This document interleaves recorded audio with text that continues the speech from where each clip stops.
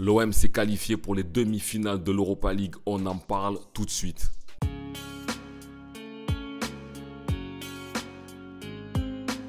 Salut les gars, j'espère que vous allez bien. Je suis sûr que oui. Qu'est-ce qu'elle fait du bien celle-là sur énormément de points. On va en débattre ensemble. Mais ça y est, l'OM s'est qualifié.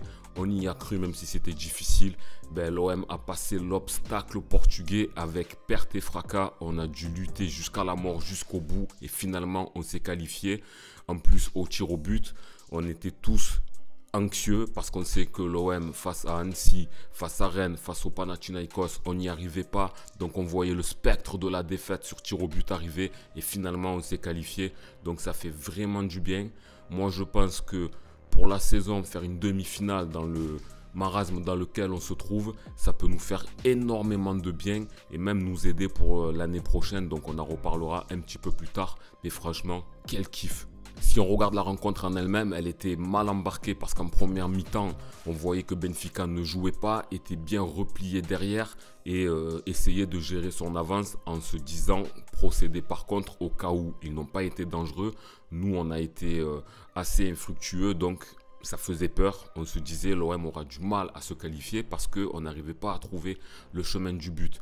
Donc c'était quand même assez anxiogène cette ambiance et la probabilité de se qualifier, elle paraissait assez faible au vu du match en cours. En seconde période, on est rentré avec des meilleures intentions, on a été beaucoup plus offensif. Luis Enrique, quand il est rentré au départ, il a eu un petit peu du mal, il a commencé à donner de très bons ballons.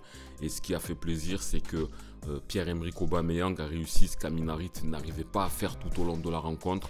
Sur le côté gauche, il a donné un très bon ballon à Faris Moumbagna à l'entrant qui a placé une tête rageuse et qui a marqué donc le but de l'espoir pour nous amener à la qualification.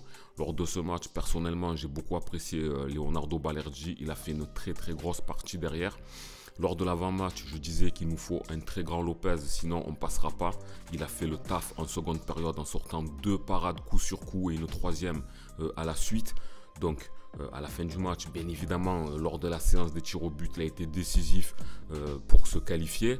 Donc franchement, il a fait sa part. J'ai beaucoup apprécié Azzedine Ounahi. On l'a tellement décrié ces dernières semaines. Et là, il commence à être dans une pente assez intéressante parce qu'il a déjà délivré une passe décisive il y a quelques jours. Et là, je l'ai trouvé quand même bien en jambes. Il a essayé de trouver les attaquants. Il a été quand même assez virevoltant. Donc ça peut être de bon augure pour la suite, en tout cas pour la fin de la saison. On espère pouvoir compter sur lui. Il y a eu des points négatifs.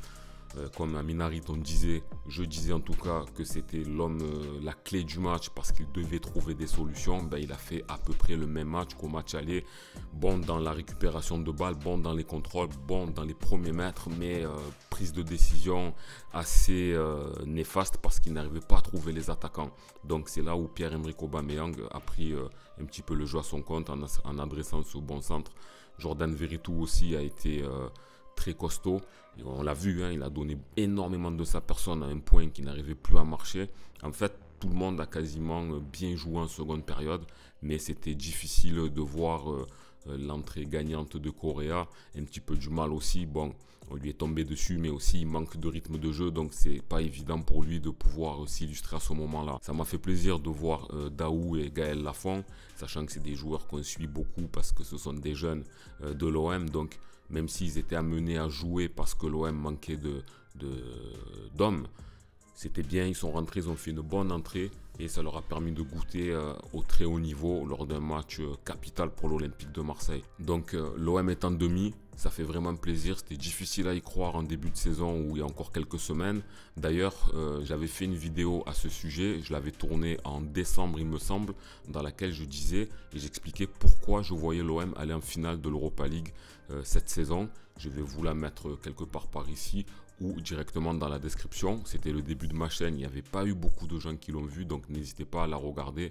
Bon, on n'est pas en finale encore, mais ça explique pourquoi je pense que l'OM pouvait y aller. C'était justement par rapport à ce genre de scénario et que ça plaise ou pas à certains dans les commentaires par rapport à l'ADN européen que l'OM peut avoir à certains moments et qu'on a encore prouvé ce soir, Dieu merci, ça fait plaisir. Il y a une question quand même à se poser lors de ce match, c'est que l'OM était trop fatigué. Tous les joueurs, quasiment sans exception, avaient énormément de crampes et on n'a pas réussi pour la plupart, comme Amin Harit, comme Samuel Gigot ou encore Verretou a terminé la rencontre alors qu'on a eu une semaine de repos par rapport à Benfica qui eux semblaient bien en forme. Donc il faudra quand même se poser la question du staff médical, se demander si les bonnes choses sont faites et aussi on l'espère pour l'année prochaine faire une très bonne préparation physique parce que c'est la clé du succès de la saison avec bien évidemment une préparation générale meilleure pour éviter le chaos qu'on a vécu en début de saison.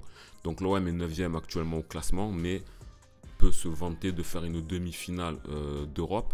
Donc c'est quelque chose de magnifique. Le stade avait besoin de ça, les supporters avaient besoin de ça. La saison est difficile, mais aujourd'hui on commence un petit peu à la sauver grâce à la Ligue Europa. Et aujourd'hui tout est permis, on peut rêver. Ça va être très difficile d'aller la chercher. On va garder les pieds sur terre. On va affronter l'Atalanta Bergame. C'est pas des comiques. Ils ont sorti Liverpool quand même de manière assez spectaculaire. Donc c'est une équipe qui est là, qui a mérité sa place. Donc il faudra prendre le match avec le plus grand des sérieux. Mais on est à 2 matchs d'une nouvelle finale. C'est tout ce qu'on va espérer. Et on va croire que l'OM aura la possibilité aussi de remonter en championnat avec cet élan, même si physiquement on est à la traîne. Mais voilà, la bonne nouvelle de la soirée, c'est que l'OM arrête cette hémorragie. On était sur 5 défaites consécutives. Là, au terme du temps réglementaire, on avait gagné 1-0 et on s'est qualifié au tir au but. Donc cette malédiction s'en va. C'est vraiment jouissif.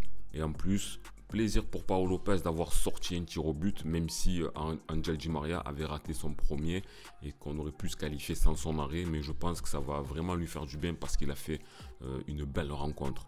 Il y a des joueurs qui devront quand même montrer un autre visage, comme Iliman Ndiaye. Il a essayé d'être volontaire, mais il a perdu beaucoup de ballons. Harit, on en a parlé, il faut qu'il soit plus décisif dans les derniers gestes. Faris Moumbagna, bien qu'il ait marqué, il a des possibilités d'être encore plus dangereux. Mais aujourd'hui, on va retenir l'abnégation et le fait de ne pas avoir lâché. Ça fait plaisir parce que l'OM n'a pas lâché. L'OM est allé au bout. Personne ne s'est caché et on a tenté quand même d'arracher cette qualification, même si Benfica n'a pas joué totalement le jeu parce qu'ils ont fait un peu l'erreur que l'OM a fait lors du match au retour face à Villarreal en se croyant déjà qualifié et du coup on s'est vu remonter. Mais même si, je dis pas ça parce qu'on a gagné, mais même si on avait perdu au tir au but, ben, la satisfaction quand même de voir un OM entreprenant, même si l'adversité était assez équilibrée finalement sur le match au retour.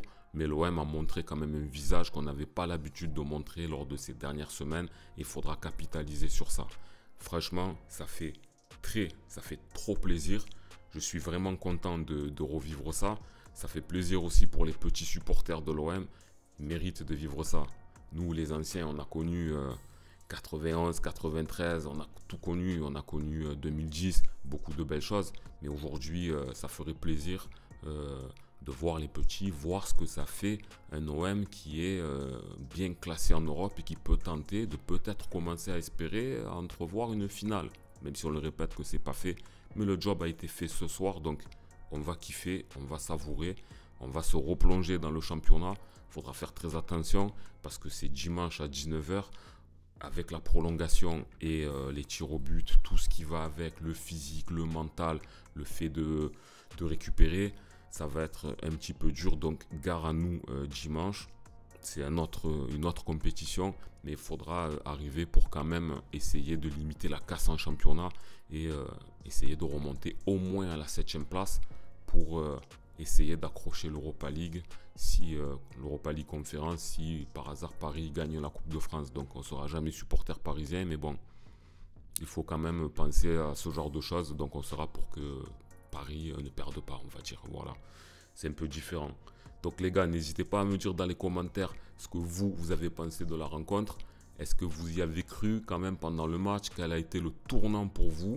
Et quelles sont nos chances face à l'Atalanta Bergame?